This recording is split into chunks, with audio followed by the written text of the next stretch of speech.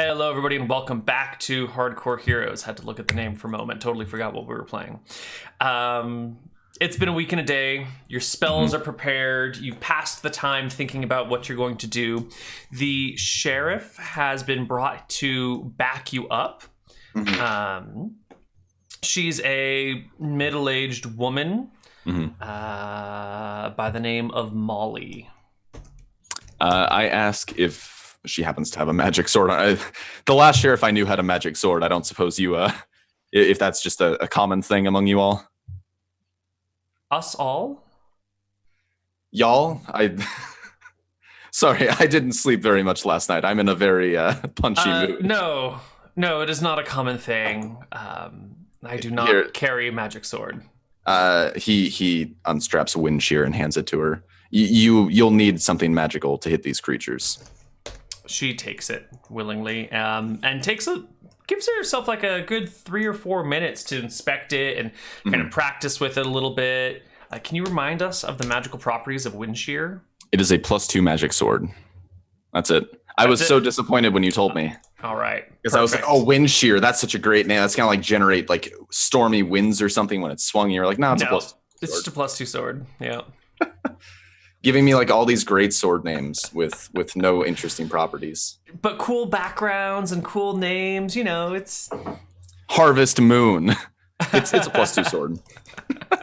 Is that it? Or no, I think it also has some sort of property against werewolves. Right, because and it was specifically it's made super for them. Lightweight and can be dual wielded.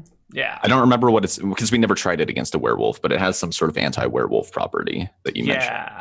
Yeah, it definitely has a lycanthrope thing somewhere. I don't remember what it is, but and then also I guess technically we can see the phases of the moon on it, which is wholly useless outside of the plane of shadow unless you can't go outside at night, I guess.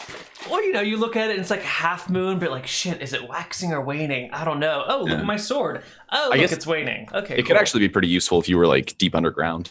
Yeah. You could track the passage of time that way. Yeah. It's a toy. There's cool things that you can do with it, you know? There's cool things.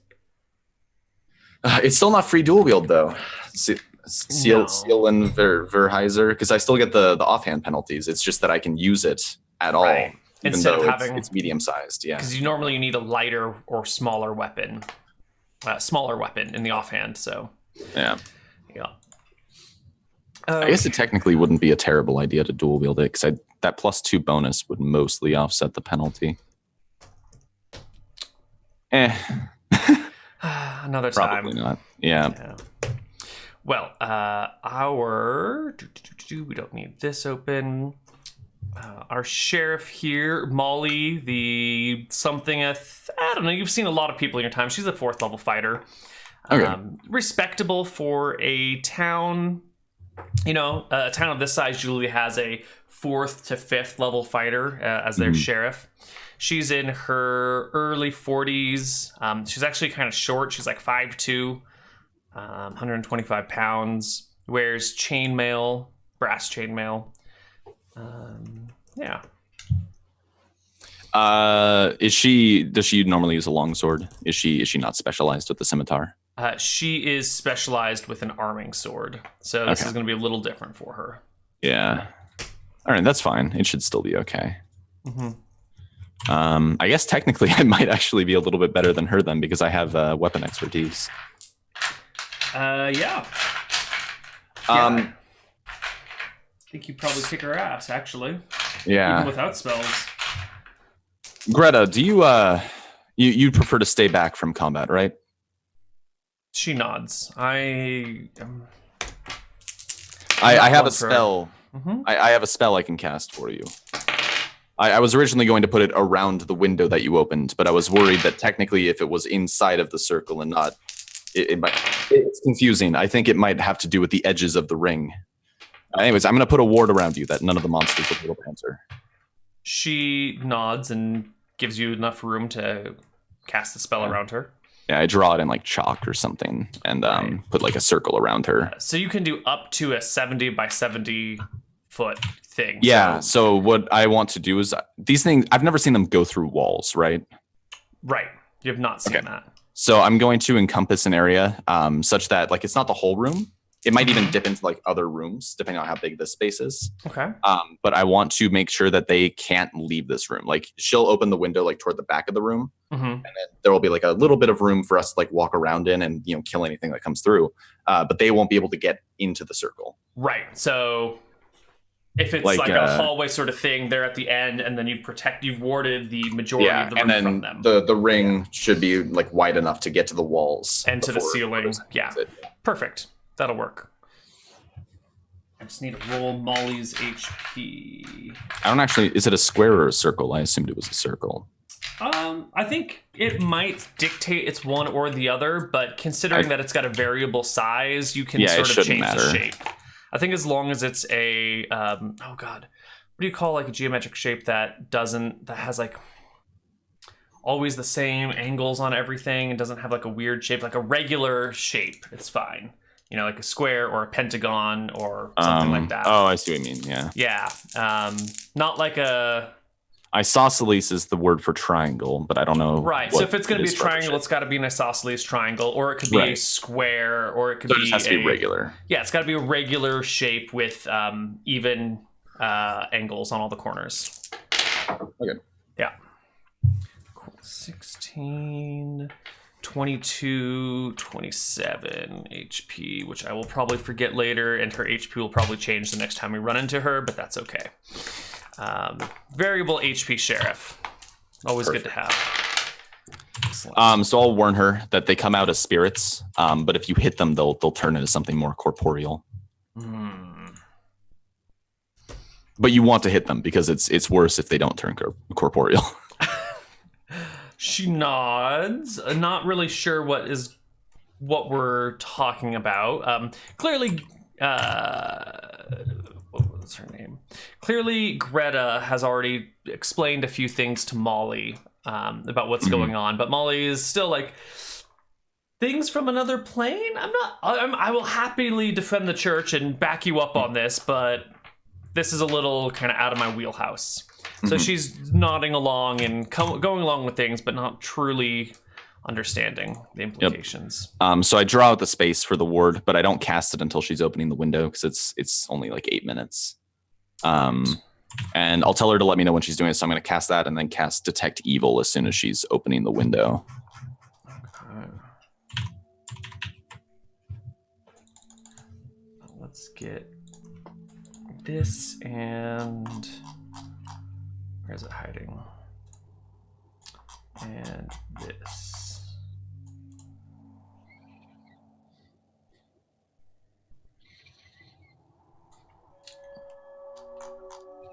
Okay, so the two of you are in the three of you are in one of these back rooms of the temple. This is actually the high priestess's bedroom, her quarters. Her bed's off on one side, and there's kind of like a screen, one of those like movable, we would call them like a Chinese or Japanese screen. Right. That can be like positioned around it to give her some privacy. And then there's the desk where she does her stuff. And it's her room, but it's sparse. Many of the ones that you've seen before have at least some level of decoration. Usually clerics aren't super decorative in their things, but there'll be small personal effects, maybe a tapestry of their favorite god or something. This is pretty bare bones and utilitarian. The one thing that you see is that there are a bunch of mirrors positioned like a little bit too high up to be useful for you. They look like they might have something to do with the high up windows on the walls. Maybe it has something to do with reflecting the sunlight that comes in.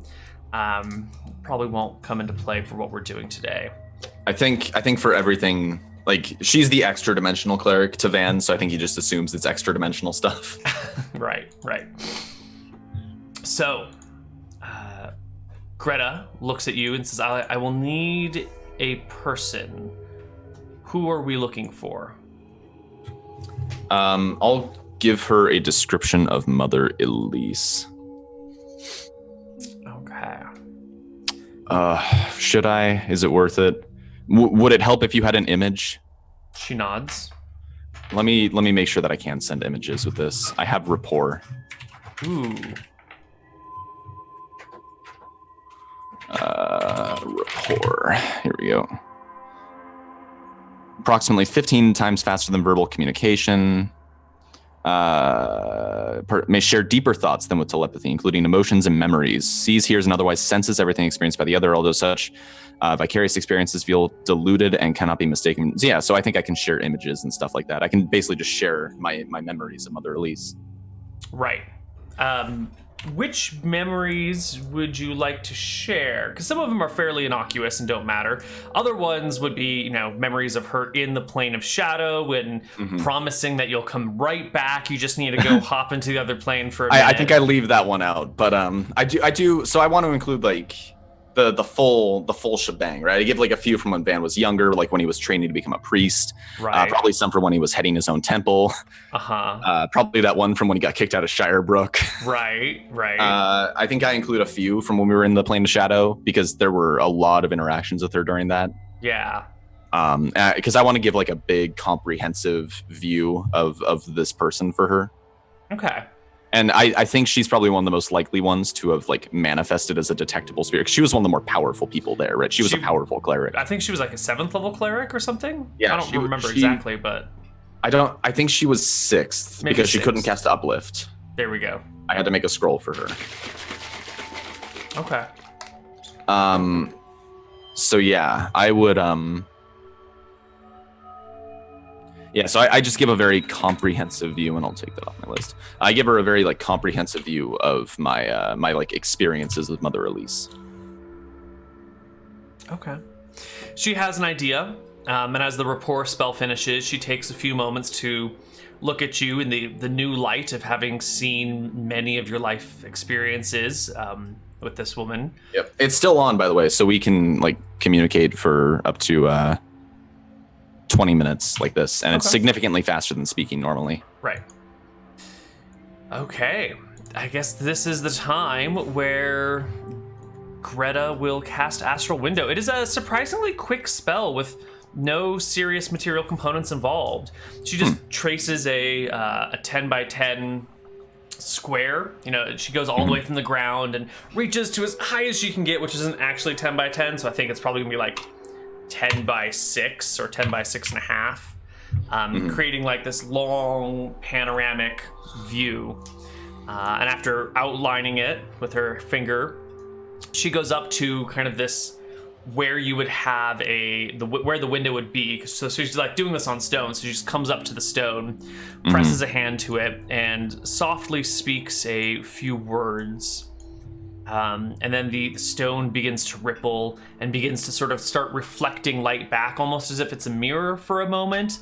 And then the mirror kind of like falls into the stone itself, creating a window effect into the plane of shadow, that dim gray but bright sort of, everything's a shadow and there's no shadows, and it's just this hazy view of of this temple, actually. Okay. Yeah. Molly looks surprised, but says nothing. And that is when Greta... So I have Detect Evil available. Or I already have that cast, because I said I wanted to sync it with her spell. Right. And I say, is it tuned in on her location? She shakes her head and speaks Mother Elise's name, at which point the viewpoint in front of you begins to like blur and whir and move. Okay.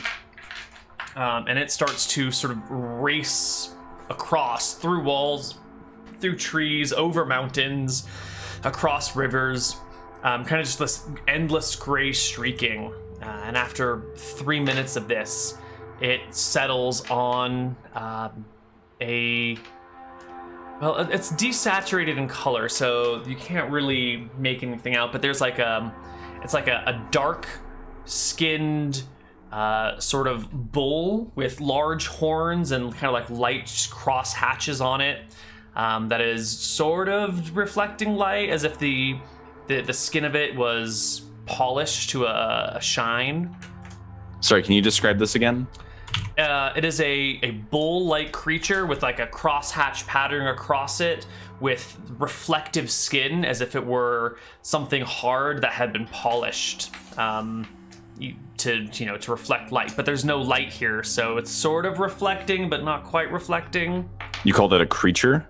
Yeah, I called it a creature. It's a bull-like creature. Yeah. Oh, bull! Like I thought you were saying bull, and I was thinking like the dinnerware. No. Like the male version of a cow. Okay. Is it a blue bull? Well, it's all desaturated of color because it's in the plane of shadow. So what I'm going to try and do then is cast Detect Spirits. Detect Spirits, okay. Reveals the presence of disembodied or non-corporeal spirits of all types, including wraiths, ghosts, specters, astrally projecting creatures, characters, or monsters employing magic jar or possession, and of course, animal spirits and spirits of nature, on and on. It does not detect things that are simply invisible, phased, or ethereal. Mm-hmm. So basically, if she's like dead and disembodied, I'll see her with it. If she's like somehow connected to this thing, but is still just like a spirit, because that's how I detected the things that possessed us. Yeah. You cast Detect Spirits and gaze through the astral window, and you detect many spirits. This bull-like creature is actually, it looks like there's dozens, maybe scores of spirits all twisted and tangled up inside of it, all kind of like a lot of different knots. Or maybe if you like you get like 20 different headphone cords and put them in your pocket and shake it around for a little while, and then it comes out that like tangled mess that will never ever untangle. That's what this bull looks like on the inside. It is just this mess of knotted souls twisted and wound together. Does this bull look like the bull that killed Gregor? Yeah, sure. I mean, maybe not like the identical bull. Maybe it's not it Hank, looks like mostly because it was like a scaly bull, right? Mm-hmm. Yeah, it looks is this a one lot scaly? like that. Okay. And it's around this point that the bull starts to turn and starts walking towards the window, because it's a two-way window. You can look both ways. Yeah. Can you close the window? I've seen what I need. She closes the window before the bull gets to the face of it. I've seen that creature before. It and I'll go ahead and give her memories of Georg being turned to stone by its breath. And then I'll also send the memory of like seeing the twisting, like writhing souls inside of this thing. Mm-hmm. So yeah, I suppose that confirms my suspicions. You think she's been eaten by it? Why would her soul be trapped if it was that simple, though? If it is a soul eater, if it's on the plane of shadow, it may be unable to escape. Things that die there may be stuck there. It is not directly connected to the regular world, our world. This complicates things. I thought some sort of rite or ritual might be enough to free them, but it seems like we may need to kill that bull. She thinks back as if remembering something and goes, that seems to have gone poorly for you in the past. Before we didn't know what we were up against. I think I can bank on knowing more about it. Knowledge is the best weapon. I like send some flashes of fighting basilisks before and managing to come out the other end. Okay. She seems satisfied with this. Molly, who doesn't see these images and has really no idea what all this magic chatter is about, starts to slowly lower the sword and say, "Is it over?" I'll look. I don't think I have extra dimensional detection prepared, so I can't. I assume the window's closed, right? It seems like it's been closed. It's just a regular solid stone wall again. And I still have Detect Evil and Detect Spirits. Nothing came through, right? Nothing's come through. I look around the room just to make doubly sure and say, yes, it's over. Nothing's come in. Van's eyes are probably like somewhat like glowing and like merging different colors from like multiple detecting magical spells. Mm-hmm. Molly sheathes the sword and hands it back to you tentatively. A little sad to be gone. Thank you for your time. I appreciate it. So you're going to go there and kill that thing? Or are you going to bring it here and kill it? I'm not sure. I don't this is where I could use your expertise, Greta. I don't know much about extra-dimensional travel, and the portal that we used is now unaccounted for, and I'll send a flash of where we last saw it.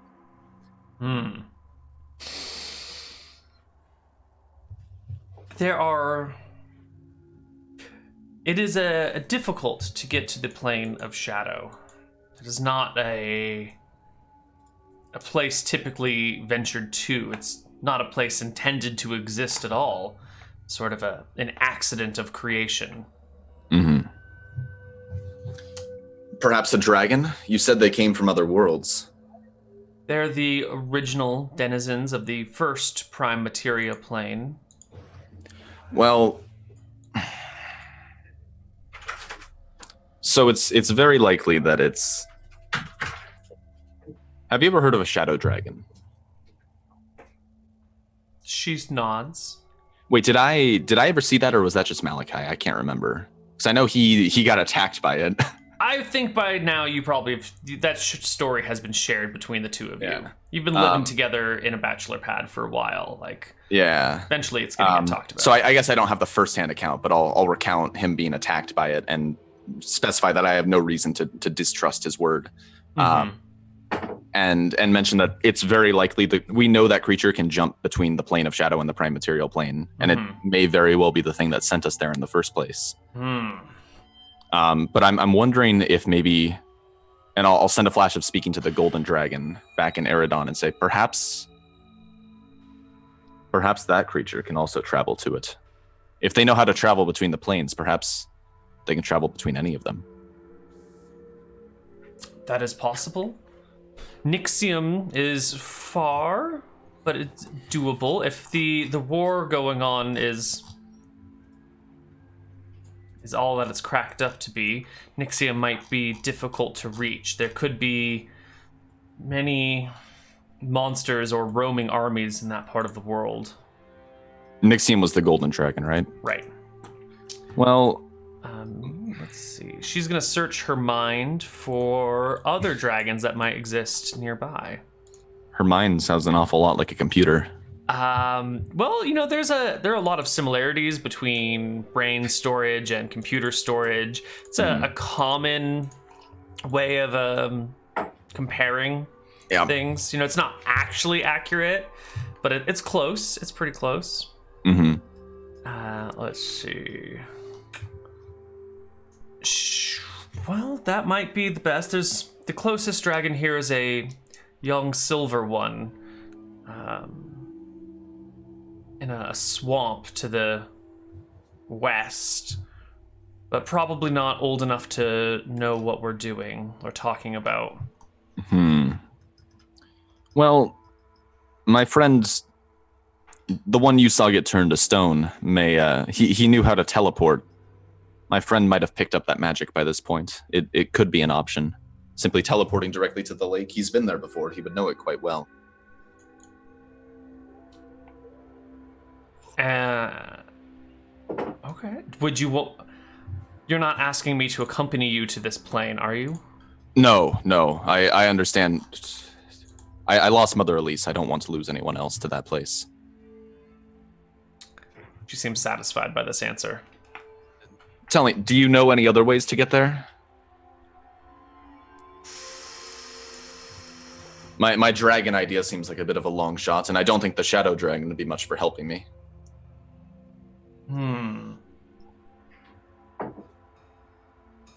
Wizards tend to specialize in interdimensional travel more than clerics. Dragons are perhaps the first interdimensional travelers. The denizens of the second material plane occasionally are heard of or rumored to be heard of, but I'm not sure.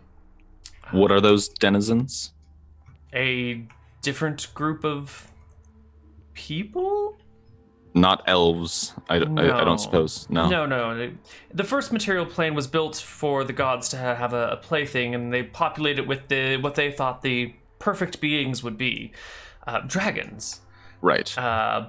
And they would hope that these perfect beings would worship and revere the gods for having made them. Unfortunately, the dragons were fairly perfect creatures. They were wise enough not to need the guidance of the gods, strong enough to fend for themselves, even against natural disasters, stubborn enough to resent the gods, who subtly tried to manipulate them, and long-lived enough to be patient, and intelligent enough to be self-sufficient, and the gods were not needed and felt abandoned by their creatures, so they left the plane and tried again.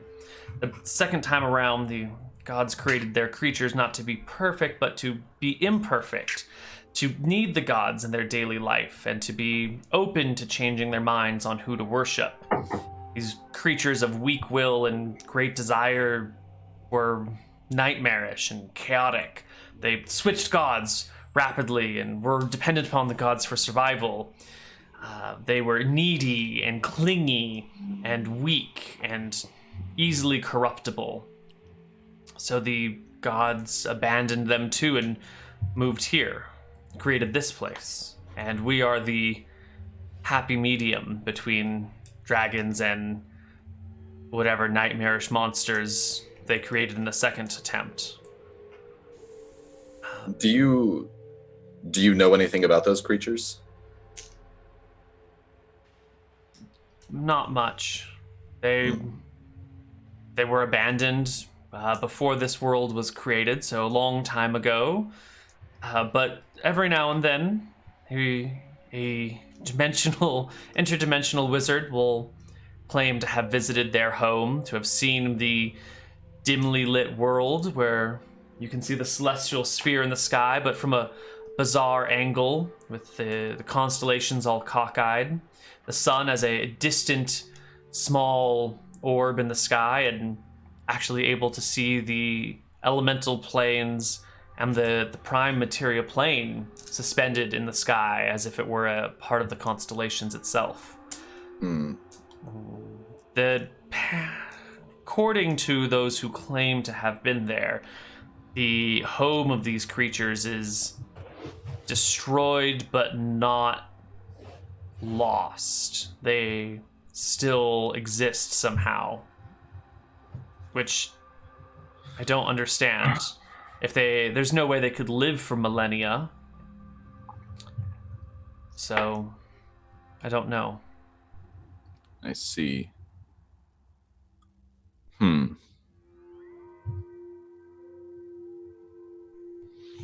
So do you think the dragon would be my best first option then? It's worth inspecting. I can't think of another way. The golden dragon was a she, right? Yes.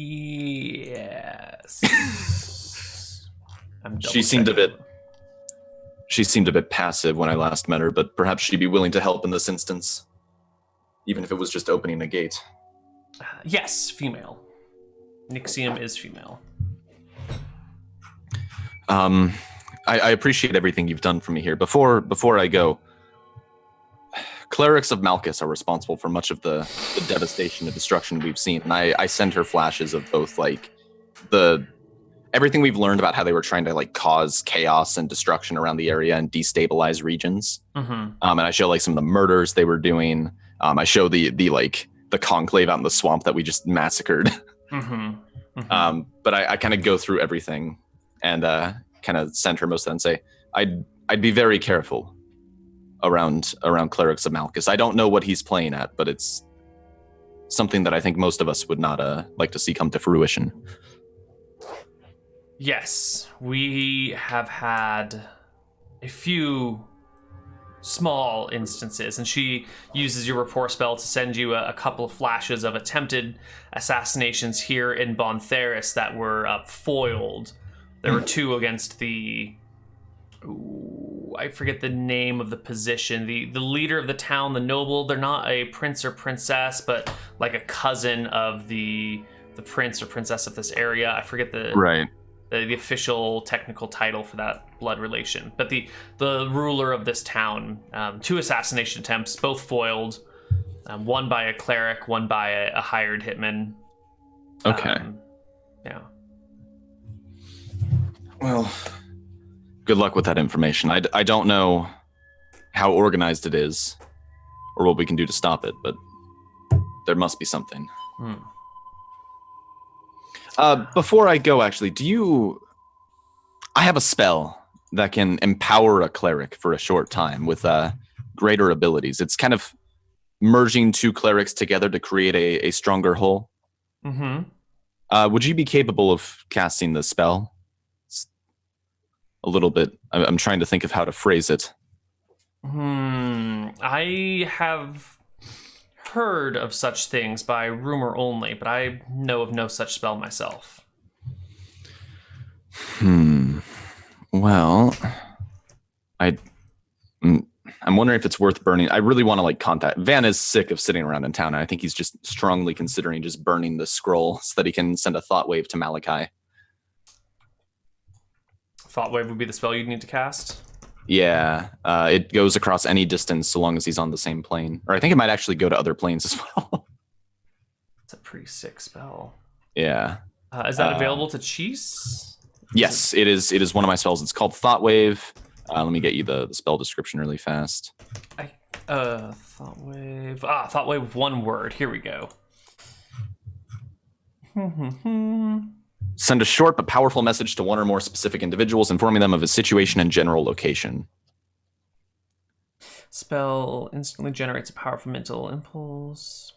Indicative of the caster's general mental state, anger, fear, pain, despair. Okay, so you could send some sort of need, emotion. Caster can designate as many as 10 persons to receive. La la la la. If more than 10 individuals. No range limitation. Cannot be projected outside of the plane occupied by the caster. Automatically know who sent it, even if they've never met the priest. Right? Nice. Recipients also intuitively know the general source of the spell, although they are unable to pinpoint rooms, dungeon levels, landmarks, yada, yada, yada. For example, a fighter who could be suddenly struck by an image of Father Raceborn, who is injured and in great pain somewhere along the forest road. Oh, God. The priest might suddenly sense that patriarch. Yeah, perfect. Cool. So, actually, before, is there, did Malachi tell me when he was planning to come back? Did he give me any information before he left? No, I think you were maybe out of town doing something. And when you got back, he was gone, and Jeeves was like, "Oh, I think he went on a boat trip somewhere. I'm not quite sure where." Okay, so I think what I'm going to do then, let me make sure. I'm going to try and get a rough approximate. I guess she's at least 5th level. Let me make sure it'd be enough to bump me up to 9th. I don't need to look up how uplift works. I should be higher level. Receives a charge magical energy, temporarily boost level priest for spellcasting amount increases 1 level per 5 levels of the lower level caster. So I would go up 1 level minimum. It'd actually be 2 if she's level 6, which is interesting, but that wouldn't do anything for me. You're level 7? 8. Oh, my information for you is out of date then. Yeah. So if I do that, I'd be able to send out the Thought Wave. God, I really want to get to level 9. I don't have any super broken spells that are 5th level, but a lot of them are just really fun. Like Thought Wave and Time Pool. I think I'm going to give it a How far are you from 9th? It's pretty far because clerics level up super slowly until 10th level. I'm 100,000 off, I think. Yeah, I'm 90,000 off. That'll be a little while. Yeah. Let's see here. Uplift. Oh, did we get any experience during the downtime? I don't remember if that was I don't think established. So. Okay. So I'm going to ask if she can cast this spell. I warn her that it might be a little bit draining on her, but I can heal whatever damage she takes.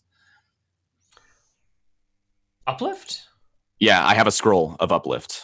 She'll take damage from casting it? 2d6 points of damage from mental exhaustion. Oh my. Yeah, but I can heal that back up. Oh wait, no. Cannot be healed by any means.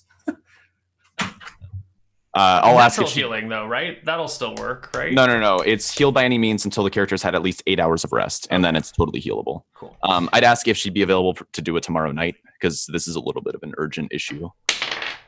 Yeah, she's down. What is your max HP? 46. 46. Okay, and your AC is 18, 19? No, because I have a shield proficiency, so it's 18 without a shield, 20 with. 20 with. Okay. And you're still you got more. What's your bonus to hit? So I get 2 every 3. I think I'm at +6. Let me make sure that's still current. I don't actually remember. Combat bonus to add +2 from the sword, and then should be at +6 to hit, and then it should be D8 plus priest 2. level 8 +4, so +6 total, and I get 3 attacks every 2 rounds because of weapon expertise. All right, and you're doing D8 plus 2 damage, yeah? +3 because of strength. +3. Perfect. Okay. Had to update your little panel here. Okay. So yeah, I guess we skip a day in the game universe. Mm-hmm. Yep, we can just skip a day. All right.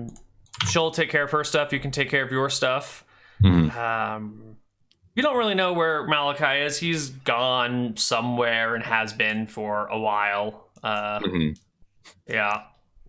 So I'm gonna find like a nice 500. It's a 500 GP sacrifice to cast Uplift. Mm-hmm. So I'm gonna find that nice 500 GP sacrifice. Just one of the things that we have in like our treasury in the mansion.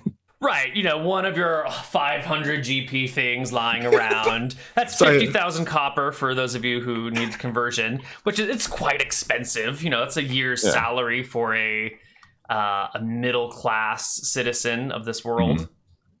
I think it's more than that because it was only like 100 something GP to get experts for Frofro. Yeah, that's true. But there was travel costs and extra pay. Yeah, well, that means that it's even more then because it's like 5 times somebody's normal salary. Yeah. Yeah, so I'm gonna find one of those, bundle it up so that people don't see us carrying around a massive amount of wealth, and take it to the church that night and get ready to cast Uplift. All right. Mother Greta is there. Molly is not. This is that same wonderful hour right when everyone else is having dinner, and you guys have clearly skipped dinner to get here on time. And it's the two of you. You're here. All right.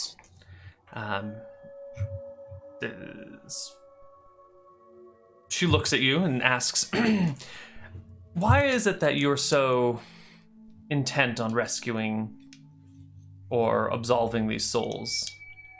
There are many people, and by your own admission, there are demons running amok in our world. Why are you so interested in rescuing these poor lost ones? Let's call it personal responsibility. I left the Plane of Shadow with the intent to return for them, and we couldn't make it back. I guess the reporter's gone, but I say, the intent was to take the portal to them.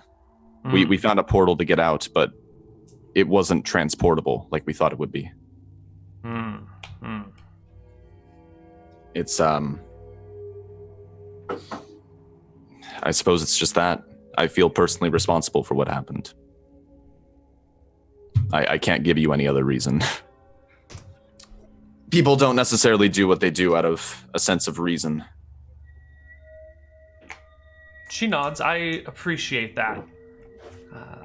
Loomis may not be the god of life and creation, or the god of nature, or the one who holds the souls. But without Loomis, there would be no life, there would be no plants, there would be no day and night. We would all perish. In many ways, Loomis is the guardian of life and of the world. And it pleases me to hear you take such an interest in uplifting it. And with that, she will cast the uplift spell. All right. Temporarily giving you 2 levels, right? If she's 6th level. She is 6th level. Okay, so I am technically level 10 now. And I immediately get the spells that I guess technically if 10th level gives me 2, I would get 2 spells. Let me see if there's anything. Ooh. I get the spells that I would now know automatically. So let me see if I get 2 for being 10th level. So I might have some fun stuff to do. 10th level, you do get 2 5th level spells. Let me check something really fast. Uh-oh.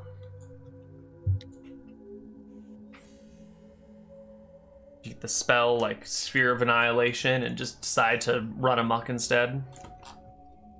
I'm thinking about Time Pool. There's some things that I've been wanting to know.